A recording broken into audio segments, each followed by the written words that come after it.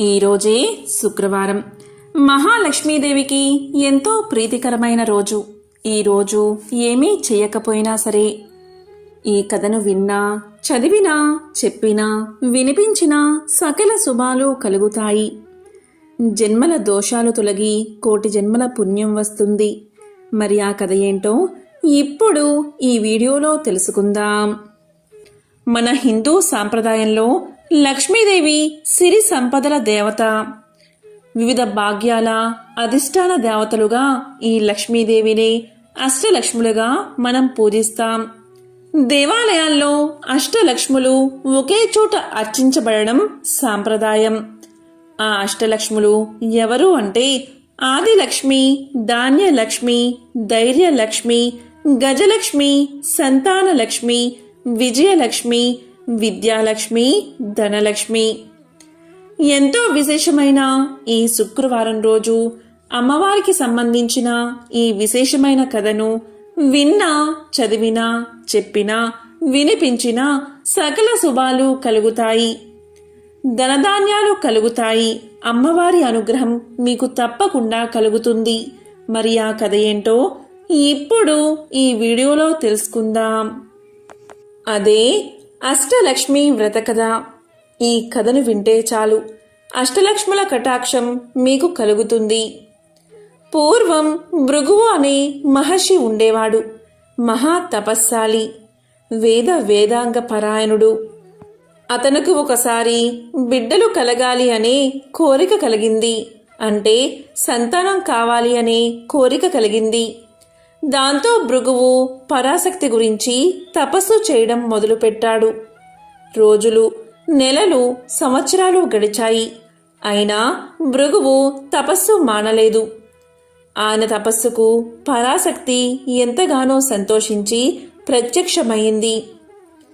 పరాశక్తి భృగు మహర్షితో, ఓ మహర్షి, నీకేం కావాలో కోరుకో. నీ తపస్సుకు నేను ఎంతగానో సంతోషించాను అని అన్నది. దానికి భృగు మహర్షి, అమ్మా, నాకు సంతానం కావాలి. కళారూపాలైన బిడ్డలు నాకు కావాలి అని అభ్యర్థించాడు. దాంతో తదాస్తు అంది అమ్మవారు. అమ్మవారి వరానికి ఫలితంగా అమృతకళ, మృతకళ అనే ఇద్దరు శిశువులు జన్మించారు. పెద్దదైన మృతకళకు జ్యేష్ఠ అనే పేరు పెట్టాడు భృగువు. చిన్నదైన అమృతకళకు లక్ష్మి అనే పేరు పెట్టాడు. అన్నదమ్ముల ఆత్మీయతలు చిన్నతనాలలోనూ, అప్పాచెల్లెళ్ళ అనురాగాలు పెద్దతనంలోనూ అనే సామెత ఉండనే ఉంది కదా. అదేవిధంగా లక్ష్మీదేవి, జ్యేష్ఠాదేవులిద్దరూ ప్రతి క్షణం అనుక్షణం కలహించుకుని ఉండేవారు. ఈమె ఉంటే ఆమె ఉండేది కాదు, ఆమె వస్తుంది అంటే ఈమె ఉండేది కాదు. ఈ విధంగా ఒకరికొకరికి అస్సలు పడేది కాదు. ఇలా ఉండగా లక్ష్మీదేవి శ్రీ మహావిష్ణువును ప్రేమించింది. ఇది తెలిసిన జ్యేష్ఠాదేవి తాను కూడా విష్ణువునే పెళ్లాడతాను అంది. కానీ విష్ణువు మాత్రం లక్ష్మిని మాత్రమే మనువాడతాను అన్నాడు. అది తెలిసిన జ్యేష్ఠాదేవి చెల్లులైన లక్ష్మీదేవిని సముద్రంలో బ్రతకమని శపించింది. దీంతో అమృత కళ అయిన లక్ష్మీదేవి సముద్రగతం కావడంతో జ్యేష్ఠాదేవి ఈ భూమిని అంతా ఆక్రమించుకుంది. ఎప్పుడైతే లక్ష్మీదేవి భూమి మీద లేదో అప్పట్నుంచే జీవకళ నశించిపోయింది. జ్యేష్ఠాదేవి వల్ల భూమి అంతా చావు అంటే మృతకళ వ్యాపించింది. సృష్టి స్తంభించసాగింది. ప్రకృతి అంతా గందరగోళంగా తయారైంది. అప్పుడు బ్రహ్మాది దేవతలందరూ కలిసి వైకుంఠానికి చేరుకున్నారు. విష్ణువును ప్రార్థించారు. లోకంలో అనేకానేక బీభత్సాలు జరుగుతున్నాయి. నీవే దీనికి మార్గం తెలియచేయాలి అని విష్ణువును ప్రార్థించారు బ్రహ్మాది దేవతలు. అప్పుడు విష్ణుమూర్తి, ఓ బ్రహ్మాది దేవతలారా, ఈ విషయంలో నేనేమీ చెయ్యలేను. మీరు వెంటనే భృగు మహర్షిని ఆశ్రయించండి. అతనే తగిన పరిష్కారాన్ని మీకు తెలియజేస్తాడు అని తెలియజేశాడు విష్ణుమూర్తి. దాంతో బ్రహ్మాది దేవతలంతా భృగు మహర్షిని ఆశ్రయించారు. తమను ఈ ప్రకృతి వైపరీత్యాల నుంచి కాపాడమని వేడుకున్నారు. అప్పుడు భృగువు ఎంతో కోపంతో పెద్ద కూతురు అయిన జ్యేష్ఠాదేవిని భూమిని వదిలి వెళ్ళి పొమ్మన్నాడు. కానీ జ్యేష్ఠాదేవి తండ్రి మాటను తిరస్కరించింది. విష్ణువుకు భూమి అంటే ప్రేమ కాబట్టి భూమిని వదలను అంది. భూమి మీద తనకు ప్రత్యేక స్థలం చూపించమంది. దీంతో భృగువు విష్ణువును సలహా అడిగాడు. అప్పుడు విష్ణుమూర్తి పూత కాపులేని వృక్షజాతిని జ్యేష్ఠాపరం చెయ్యమని సలహా ఇచ్చాడు. అందుకు ఉదాహరణగా చేరువలోని రావి చెట్టును చూపించి దాని మొదట్లో కూర్చోమని చెప్పమన్నాడు. అప్పుడు భృగు మహర్షి అలాగే చేశాడు.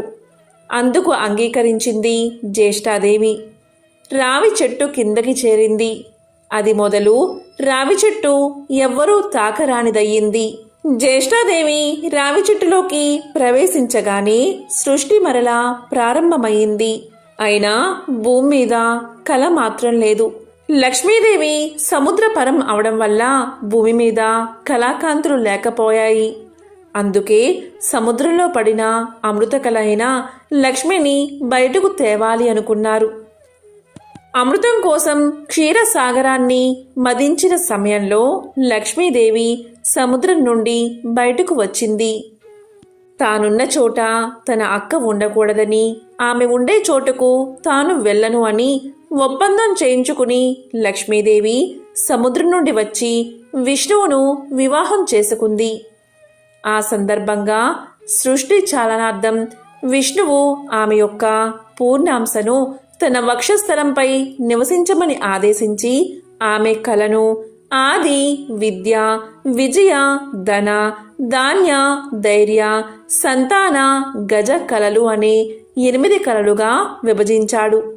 ఆ 8 కలలే అష్టలక్ష్ములు. ప్రాణికోటిలో ముఖ్యంగా మానవులలో ఎవరు ఏ ఏ కళల కోసం తపిస్తారో వారు ఆ కళను లక్ష్మీపరంగా అష్టలక్ష్మీ స్వరూపాలను ఆరాధించాలని, అలా ఆరాధించిన వారికి తప్పనిసరిగా కోరికలు తీరతాయని వరాన్ని ప్రసాదించాడు శ్రీ మహావిష్ణువు. మనోరమ మొదలైన వారెందరో పతివ్రతామణులు ఈమెను ఆరాధించారు. ఎందరో వద్యలు సంతానవతులయ్యారు. మరెందరో యువతులు తమ తమ భర్తలను పొందారు. ఎంతమందో ఈ కళను ఆరాధించి దరిద్రులు ధనవంతులు అయ్యారు. ఇదే అష్టలక్ష్మి కథ. ఎప్పుడైనా సరే గురు శుక్రవారాల్లో కానీ, శుక్లపక్ష అష్టమి, దశమి, ఏకాదశి, త్రయోదశి, పూర్ణిమ తిథుల్లో ఈ కథను తప్పనిసరిగా చదువుకోవాలి. లక్ష్మీ స్వరూపమైన తులసి దగ్గర దీపాన్ని వెలిగించి నమస్కారం చేయడం వల్ల సకల సౌభాగ్యాలు కలుగుతాయి. అలాగే గులాబీ, తామర పువ్వు, మల్లెలు, సన్నజాజులతో అమ్మవారిని పూజిస్తే కూడా ఎంతో మంచిది. అమ్మవారికి ఇష్టమైన తెలుపు లేదా ఎరుపు వస్త్రాలు ధరించి అష్టోత్తరం చదివి తీపి పదార్థాలను నైవేద్యంగా సమర్పిస్తే సంపదలు చేకూరతాయి. ఎంతో విశేషమైన పవిత్రమైన అష్టలక్ష్మి వ్రత కథను విన్నా, చదివినా, చెప్పినా, వినిపించినా సకల శుభాలు కలుగుతాయి.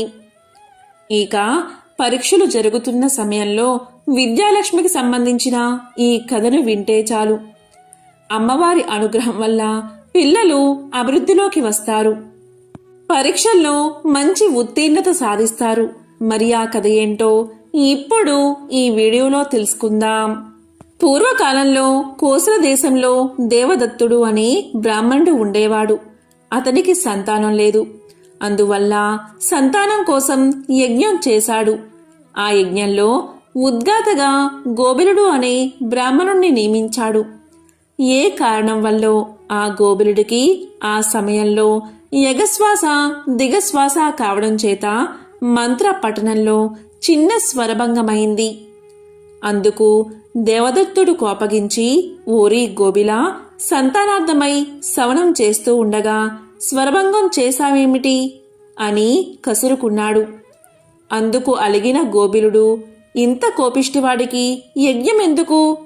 స్వరభంగమైతే ప్రాయశ్చిత్తం చేసుకోవచ్చు, అంతేకాని యజ్ఞ దీక్షలో ఉండి ఉద్గాతపై కోపగించడం మహాపాపం. నీకీ జన్మలో కొడుకు పుట్టినా పుట్టుగాక, వాడు విద్యారహితుడై మూర్ఖుడవుగాక అని శపించాడు. దీనితో దేవదత్తుడు భయపడిపోయాడు. గోబిలుడు అతన్ని శపించాడు కాని శాపం తిప్పే శక్తి తనకు లేదు అన్నాడు. యజ్ఞం ముగిసిపోయింది. యజ్ఞఫలంగా దేవదత్తుడికి కొడుకు పుట్టాడు. వాడికి ఉతత్యుడు అనే పేరు పెట్టుకున్నాడు దేవదత్తుడు. కాని శాపం కారణంగా అతడు వట్టి మూర్ఖుడు, మూగవాడు అయిపోయాడు. మాట్లాడలేడు, చదువు అబ్బలేదు, ఏదీ అర్థం చేసుకోలేడు. విద్యలేని వారిని ఎవ్వరూ గౌరవించరు కదా, అందులోనూ బ్రాహ్మణులు అసలే గౌరవించరు. దేవదత్తుడు ఎంతగా ప్రయత్నించినా కొడుకును తీర్చిదిద్దుకోలేకపోవడం వల్ల విసుగు పుట్టి దేవదత్తుడు ఒక్కగానొక్క కొడుకుని ఇంటి నుండి తరిమేశాడు. అమాయకుడైన ఉతద్యుడు గంగా తీరం చేరి అక్కడ అడవిలో ఒక గుడిసె వేసుకుని ఏకాకిగా బతుకుతున్నాడు. చదువు రానందుకు, పుట్టకముందే శాపం పట్టినందుకు, అయినవారు తరిమేసినందుకు ఎంతగానో ఏడుస్తూ ఉన్నాడు. ఒకరోజు ఒక ఋషి ఆ గుడిసె వద్ద నుండి పోతూ లోనుండి వస్తున్న ఉతద్యుని రోదన ధ్వనికి ఆశ్చర్యపడి లోపలికి వెళ్లి అతన్ని పలకరించాడు. అప్పుడు ఉతత్యుడు తన కష్టాన్ని తెలుపుకున్నాడు ఋషికి. ఆ మాత్రానికి 2 గంటల కాలం పట్టింది. అతని స్థితికి ఋషి హృదయం కరిగింది. అతనికి ధైర్యం చెప్పి, నాయనా, విద్యాలక్ష్మిని పూజించు అన్నాడు. తనకేవీ తెలియదు అన్నాడు ఉతద్యుడు. అది నిజమే కదా, అందువల్లే ఆ ఋషి విద్యాలక్ష్మిని తనే ప్రార్థించాడు. ఈ అమాయకుణ్ణి అనుగ్రహించు అమ్మా అని వేడుకున్నాడు. ఉతద్యుడు ఓ ఓ అని ఏడుస్తున్నాడు. దానికి ఋషి, ఓయి, ఓ ఊ అని ఏడుస్తావెందుకు, ఏ ఏ అని ఏడు అని కసిరి వెళ్ళిపోయాడు. వెంటనే ఉతద్యుడు ఊ ఊ అండం మాని ఏ ఏ అని ఏడవడం మొదలుపెట్టాడు. ఆ అమ్మవారి లీల అనంతం. ఎవరిని ఎలా అనుగ్రహిస్తుందో ఎవరికి తెలుసు? పరాశక్తి యొక్క ఏకాక్షర బీజమే ఏకారం. అది ఉతద్యుని ఏడుపులో అర్ధ బిందుమైనది. ఉతద్యుడు ఋషి ప్రోక్తమట్లు మనసులో విద్యాలక్ష్మిని తలుచుకుంటూ ఏడుస్తూనే ఉన్నాడు. కాలం దొర్లిపోతుంది. క్రమక్రమంగా అతనికి లోక విషయాలు ఎరుకుపడసాగాయి. అతనిలో మేధ అభివృద్ధి సాగినది. అతని ఆలోచనలే పూజా సర్వస్వంగా, అతని కన్నీరే పాదాభిషేక ద్రవంగా, అతని ఓ ఏలే జపంగా స్వీకరించింది అమ్మవారు, విద్యాలక్ష్మి అమ్మవారు. కాని తన అభివృద్ధి కూడా అతనికి తెలిసి వచ్చేటట్లు లేదు. ఇలా ఉండగా ఒకరోజు ఒక దెబ్బతిన్న లేడీ రివ్వున వచ్చి ఉతద్యుని గుడిసెలో దాక్కుంది. అది చూశాడు ఉతద్యుడు. లేడీ పిల్లే కదా అని దాన్నేమీ చెయ్యలేదు. తాను మాత్రం గుడిసె బయటకు వచ్చి కూర్చున్నాడు. అంతలోని ఒక వేటగాడు విల్లమ్ములతో అక్కడికి వచ్చాడు. వచ్చి ఉతద్యుణ్ణి చూసి, అయ్యా, బ్రాహ్మణ్లాగా ఉన్నావు. అసత్యమాడకూడదు సుమా, నీవు చెప్పింది సత్యమే అని నేను నమ్ముతాను. కాబట్టి నిజమే చెప్పు. నేను వేటాడిన లేడీ ఇటుగా వచ్చిందా? దాన్ని నువ్వు చూసావా? ఎటు వెళ్ళిందో, ఎక్కడికి వెళ్ళిందో సత్యాన్ని చెప్పు అన్నాడు. వేట లేకపోతే నా సంసారం ఆకలితో చనిపోతుంది అన్నాడు వేటగాడు. ఉతద్యుడు ధర్మ సంకటంలో పడ్డాడు. అబద్ధమాడకూడదు. నిజం చెప్తే లేడీ చనిపోతుంది, చెప్పకపోతే బోయువాని సంసారం పోతుంది అని బాధపడుతూ, ఇలాంటి సమస్య పరిష్కరించడానికి నాకు చదువు లేదు కదా అని లోపలే బాధపడుతూ ఉంటే శ్రీ విద్యాలక్ష్మి దయవల్ల టక్కున అతనికి ఒక శ్లోకం వచ్చింది. అప్పుడు అతను ఇలా అన్నాడు, యా పశ్యతి నా సా బ్రూతే, యా బ్రూతే సా నా పశ్యతి, ఆహో వ్యాధః స్వకారార్థీన్ కిం పృచ్చసి పునః పునః. ఓ బోయవాడా, దేనినైనా చూడగలిగిన వాడికి అంటే కన్నులకు మాట్లాడే శక్తి లేదు, మాట్లాడేదానికి అంటే నోటికి చూసే శక్తి లేదు. ఓ బోయవాడా, నేనేదో నా ధ్యానంలో ఉండగా నువ్వెందుకు నన్ను లేడు కోసం పదే పదే అడుగుతావు అని ఈ శ్లోకం అర్థం. తక్షణమే అదృశ్య దేవతలు సత్యం సత్యం అన్నారు. అతనికి సత్యవ్రతుడు అనే బిరుదు ఇచ్చారు. బోయవాడు అతనికి నమస్కారం చేసి వెళ్ళిపోయి అతని గురించి పట్టణంలో చెప్పసాగాడు. మరికొంత కాలానికి ఆ సత్యవ్రతుడే శ్రీ విద్యాలక్ష్మి కృపా కటాక్షాలచే మహాకవి అయ్యాడు. ఈ శ్రీ విద్యాలక్ష్మి యొక్క ప్రభావాన్ని ఎవరైతే చదువుతారో లేక వింటారో లేక వినిపిస్తారో వారికి ఆ అమ్మవారి యొక్క కటాక్షం తప్పకుండా కలుగుతుంది. పూర్వకాలంలో కృష్ణాపురంలో రామయ్య, సుశీల అనే దంపతులు ఉండేవారు. రామయ్యది వ్యవసాయ కుటుంబం. 2 కొడుకులు, 2 కుమార్తెలు. వాళ్ళు ఉన్న కొద్దిపాటి పొలాన్ని సాగు చేస్తూ దానిపై వచ్చే ఆదాయంతో ఆ కుటుంబాన్ని జీవిస్తున్నారు. పిల్లల వయసు పెరుగుతున్న కొద్దీ ఇంటి ఖర్చులు పెరగసాగాయి. మగపిల్లలిద్దరూ ఆశ్రమంలో చదువుకుంటున్నారు. ఆడపిల్లలు చిన్నవారు. ఆదాయం పెరగకపోవడంతో ఇల్లు గడవడం కష్టంగా ఉండేది. అలా అని ఏదైనా వ్యాపారం చేసి మరికొంత సొమ్ము సంపాదించుకుందామంటే రామయ్యకు ఏ వ్యాపారమూ రాదు.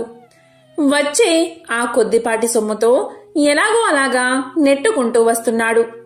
సుశీల ప్రతి నిత్యం క్రమం తప్పకుండా శ్రీ మహాలక్ష్మి యొక్క అష్టోత్తరాన్ని చదువుకునేది.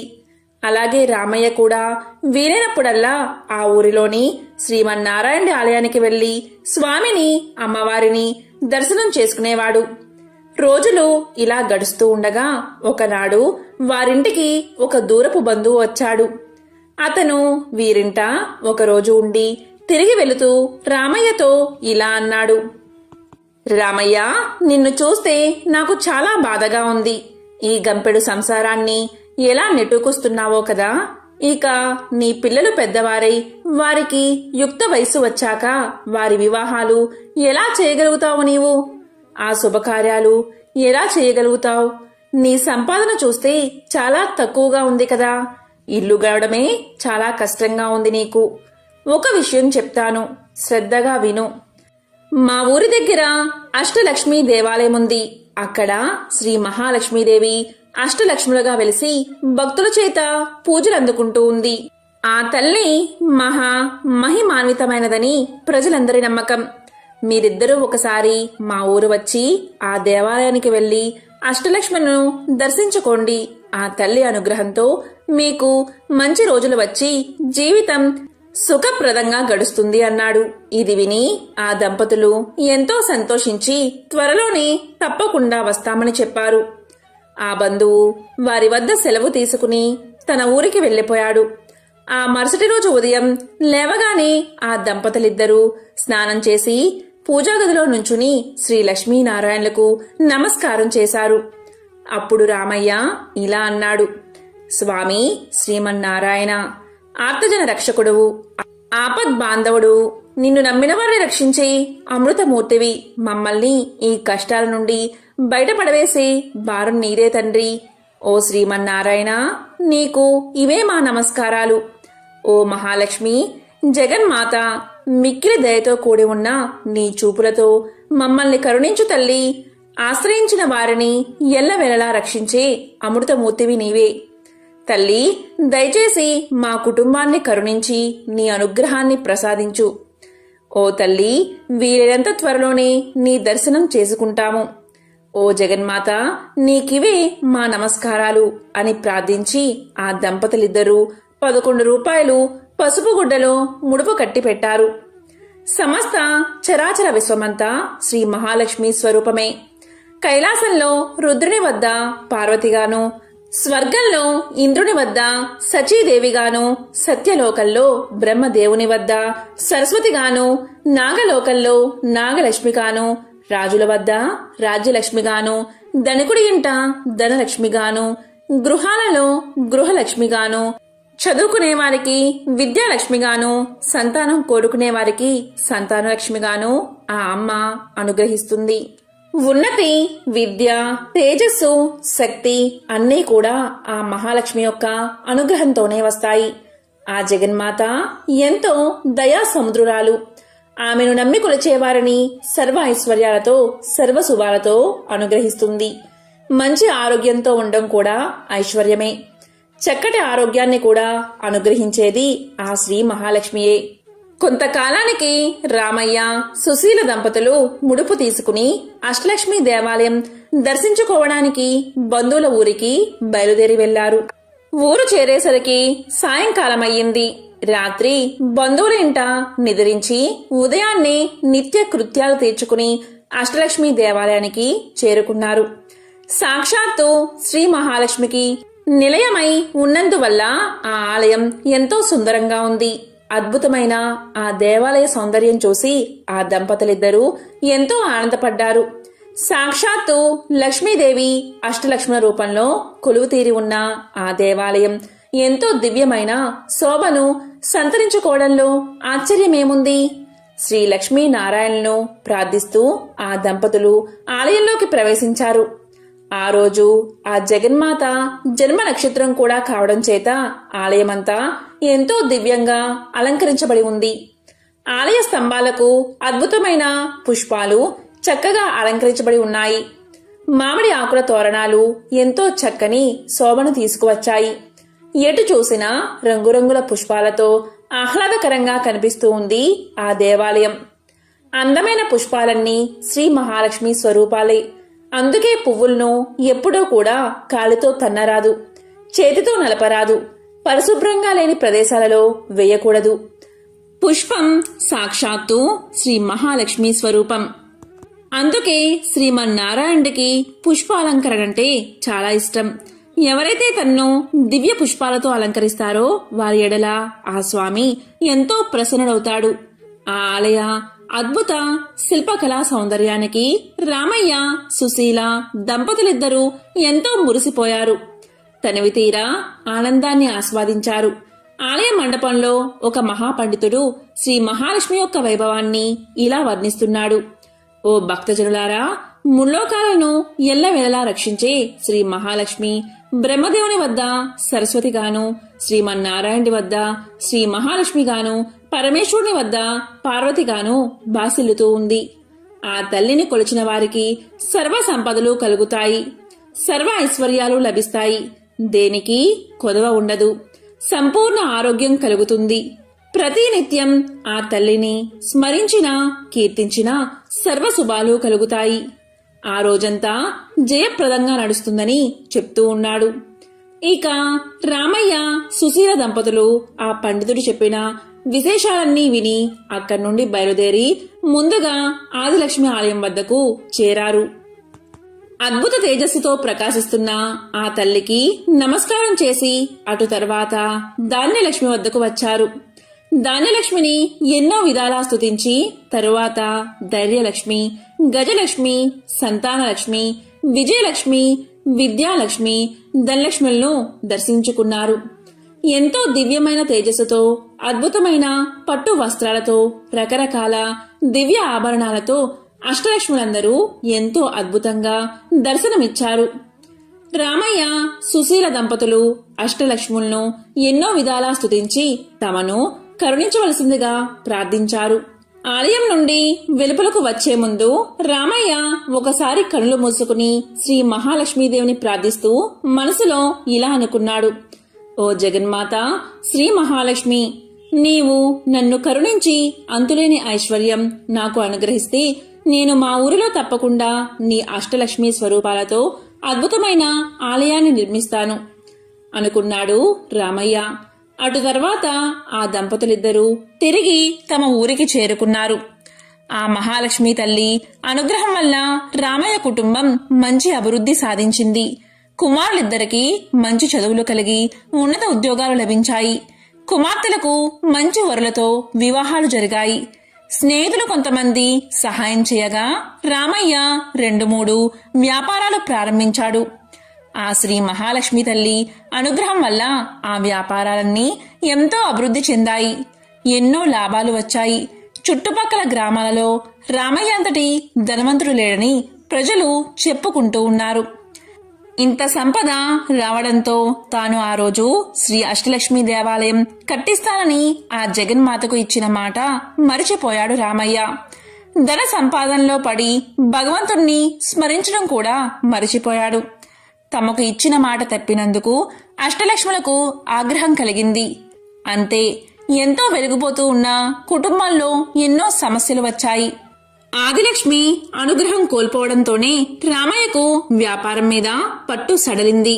తన సరుకు అమ్ముడు పోవడం కష్టంగా మారింది. తాను ఎంత నాణ్యమైన సరుకు విక్రయించినా కొనేవారు లేక వ్యాపారం నష్టం రావడం మొదలైంది. వ్యాపారాలు ఇలా ఉండగా ధాన్యలక్ష్మి అనుగ్రహం కోల్పోవడంతో పంటలు సరిగ్గా పండలేదు. అకాల వర్షాలు వచ్చి అంతా నీటిలో కొట్టుకుపోయాయి. అటు వ్యాపారం సరిగ్గా లేక మంచి పంట కూడా చేతికి రాక రామయ్య నానా కష్టాలు పడ్డాడు. ఇదిలా ఉండగా ధనలక్ష్మి కూడా ఆగ్రహించడం చేత అతనిలో ఇన్ని రోజుల నుండి ఉన్న ధైర్యం కూడా సన్నగిల్లింది.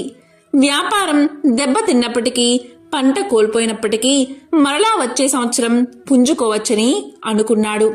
కాని ఎప్పుడైతే ధనలక్ష్మి కూడా ఆగ్రహించిందో రామయ్య ధైర్యం మొత్తం కోల్పోయాడు. ఏ పని చేయలేకపోయాడు. ఏదో తెలియని నీరసం రామయ్యను ఆవహించింది. కొన్ని రోజులకు గజలక్ష్మికి కూడా రామయ్యపై ఆగ్రహం కలిగింది. అక్కడతో రామయ్య అప్పుల పాలయ్యాడు. తాను ఉన్న ఇంటిని కూడా తాకట్టు పెట్టవలసి వచ్చింది. ఆ విధంగా అష్టలక్ష్ములైన ఆదిలక్ష్మి, ధనలక్ష్మి, ధైర్యలక్ష్మి, గజలక్ష్మి, సంతానలక్ష్మి, విజయలక్ష్మి, విద్యాలక్ష్మి, ధాన్యలక్ష్మి ఆగ్రహానికి గురైన రామయ్య అనేక కష్టాల పాలయ్యాడు. చివరకు ఒకనాడు ఇల్లు కూడా అమ్మి అప్పులవారి పరమై ఒక అద్దె ఇంట్లో నివసించసాగాడు. ఎంతో వైభవంగా బతికిన ఆ ఊరిలో తాను ఎందుకు కొరగాని బికారిలాగా బతకవలసి వచ్చిందని రామయ్య ఎంతో చింతించాడు. ఇదంతా తన పూర్వజన్మ కర్మానుసారం జరిగింది తప్ప తాను అష్టలక్ష్ములకు ఇచ్చిన మాట నిలబెట్టుకోనందుకు ఇలా జరిగిందని గ్రహించలేకపోయాడు రామయ్య. కాలం ఈ విధంగా గడుస్తూ ఉండగా ఒకసారి ఆ ఊరికి ఒక సాధువు వచ్చాడు. అతను ఎంతో మహిమ గలవాడని, ఎవరి జాతకమైనా ఎంతో నిక్కచ్చిగా చెప్పగలడని ఊరంతా చెప్పుకున్నారు. ఆ మాట విన్న రామయ్య దంపతులు ఒకరోజు ఆ సాధువు వద్దకు వెళ్లి తమ పరిస్థితిని విన్నవించారు. వీరి మాటలన్నీ సావధానంగా విన్న ఆ సాధువు కళ్ళు మూసుకుని కొద్దిగా ధ్యానం చేసి ఏదో గుర్తించిన వాడై ఇలా తలచి రామయ్య దంపతులతో ఇలా పలికాడు. నాయనలారా, మహాలక్ష్మీదేవి యొక్క అనుగ్రహం కోల్పోవడం వల్లే మీకు ఈ గతి పట్టింది. నీవు ఒకసారి మీ బంధువుల ఊరు వెళ్ళినప్పుడు అక్కడ ఉన్న అష్టలక్ష్మి ఆలయానికి వెళ్లి ఆ తల్లులందరినీ దర్శించి వారికి ఒక అద్భుత ఆలయం మీ ఊరిలో కూడా కట్టిస్తానని మొక్కుకున్నావు. కానీ ఎంతో ధనం సంపాదించిన తర్వాత కూడా నీవు కాలక్రమేణా ఆ మాట మర్చిపోయావు. ఆ తల్లులందరూ నిన్ను అనుగ్రహించడం వల్లే నీవు వ్యాపారంలో ఎన్నో లాభాలను గడించావు. నీ పంటలన్నీ ఎంతో ఎక్కువ దిగుబడినిచ్చాయి. కాని నీవు ఈ విషయం గ్రహించగా ఆ అష్టలక్ష్ములను మర్చిపోవడం వల్ల అష్టలక్ష్ముల ఆగ్రహానికి గురయ్యావు. ఆడిన మాట తప్పడం వల్లే నీకు ఈ గతి పట్టిందని అన్నాడు. అప్పుడు రామయ్య ఆ సాధువుతో, స్వామి, ఇప్పుడు నాకు గుర్తుకు వచ్చింది.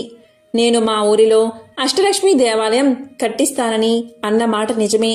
కాని నాకు ఐశ్వర్యం కలగగానే అహంకారంతో ఆ తల్లులకిచ్చిన మాటను మర్చిపోయాను. ఇప్పుడు ఉన్న పరిస్థితుల్లో నేను ఎలా తీర్చగలను? ఈ పరిస్థితి నుండి బయటపడితే ఈసారి తప్పకుండా నెరవేరుస్తాను. ఈ దుర్భర కష్టాల నుండి బయటపడి ఉపాయ మార్గం చెప్పి మమ్మల్ని అనుగ్రహించండి స్వామి అని ప్రాధేయపడ్డాడు. అప్పుడు ఆ సాధువు వారితో ఇలా అన్నాడు. ఓ దంపతులారా, మీరు ఆ దేవాలయానికి వెళ్లి అక్కడే 11 రోజులు పడుకుని రోజూ ఉదయాన్నే ఆలయ ఆవరణమంతా మీ చేతులతో శుభ్రం చేసి సేవించండి. అప్పుడు మీకు ఆ తల్లుల అనుగ్రహం కలిగి తిరిగి మీ పూర్వ వైభవం కలుగుతుంది అని చెప్పాడు. ఆ మాటలు విన్న రామయ్య దంపతులు అలాగే చేస్తామని చెప్పి ఆ సాధువుకు నమస్కారం చేసి అతని వద్ద సెలవు తీసుకుని తమ ఇంటికి తాము వెళ్లిపోయారు. రామయ్య దంపతులిద్దరూ మరుసటి రోజే బయలుదేరి ఆ ఊరికి అక్కడ ఆలయం పక్కన ఉన్న సత్రంలో బస చేశారు. ఆ ధర్మ సత్రంలోనే 11 రోజులు ఉండి రోజూ ఉదయాన్నే లేచి త్వరగా కాలకృత్యాలు తీర్చుకుని ఆలయ ప్రాంగణమంతా చీపురు తీసుకుని శుభ్రంగా తుడిచేవారు. అటు తర్వాత సుశీల మంచి మంచి ముగ్గులు పెట్టేది. ఆలయ ప్రాంగణంలో ఈ విధంగా ఆ అష్టలక్ష్ములను 11 రోజులు సేవించిన తర్వాత తిరిగి అమ్మవారి అనుగ్రహాన్ని పొందారు. అటు తర్వాత తమ ఊరికి వచ్చేశారు. ఆ మరుసటి రోజు ఎప్పుడో దేశాంతరాలు వెళ్లిన ఒక పాత స్నేహితుడు కలిసి రామయ్య పరిస్థితి తెలుసుకుని ఎంతో బాధపడి ఏదో ఒక వ్యాపారం ప్రారంభించాల్సిందిగా కొంత ధనం రామయ్యకు ఇచ్చాడు. ఇది ఆ మహాలక్ష్మి యొక్క అనుగ్రహం తప్ప మరొకటి కాదని ఆ దంపతులు అనుకున్నారు. ఆ జగన్మాత అనుగ్రహంతో కొద్ది రోజుల్లోనే వ్యాపారం ఎంతో అభివృద్ధి చెందింది. మరొక వ్యాపారం ప్రారంభించి దానిలోనూ ఎన్నో లాభాలు గడించారు. వచ్చిన సొమ్ముతో తిరిగి ఇల్లు కట్టుకున్నారు. 2 ఎకరాల పంట భూమి కూడా కొనుక్కున్నారు. ఆ అష్టలక్ష్ముల అనుగ్రహంతో ఆ సంవత్సరం పంటలు కూడా బాగా పండాయి. ఎంతో ఆదాయం లభించింది. 2 సంవత్సరాలలో పోగొట్టుకున్న దానికంటే ఎక్కువే సంపాదించారు. ఇక ఏమాత్రం ఆలస్యం చేయకూడదని తెలిసి పండితుల్ని పిలిచి అష్టలక్ష్ముల ఆలయ శంకుస్థాపన శుభముహూర్తాన్ని నిశ్చయించారు. శ్రీ మహాలక్ష్మీదేవి అనుగ్రహంతో ఆ ఆలయం కొద్ది కాలంలోనే ఎంతో అద్భుతంగా నిర్మితమైంది. చుట్టుపక్కల ఉన్న ఊళ్ళల్లో ఎంతో దివ్యమైన ఆలయం ఎక్కడా లేదనే పేరు వచ్చింది. రోజూ ఎంతో మంది భక్తులు వచ్చి అష్టలక్ష్ములను దర్శించి ఆనందపడి వెళ్లేవారు. ఇక రామయ్య దంపతులు బతికి ఉన్నంతకాలం సుఖంగా జీవించి చివరకు మోక్షాన్ని పొందారు. శ్రీ మహాలక్ష్మీదేవిని నమ్మి కొలిచేవారికి ఎటువంటి కష్టాలు దరిచేరవు, సర్వ సౌభాగ్యాలు కలుగుతాయి. కాబట్టి శ్రీ మహాలక్ష్మి మహత్యంలోని ఈ కథను ఎవరైతే వింటారో వారికి ఆ లక్ష్మీదేవి యొక్క అనుగ్రహం తప్పకుండా కలుగుతుంది. చేసే ప్రతి పనిలో విజయం కలుగుతుంది. ఆర్థిక ఇబ్బందులు తొలగి అష్ట ఐశ్వర్యాలు కలుగుతాయి. ఓం శ్రీ మహాలక్ష్మియే నమః.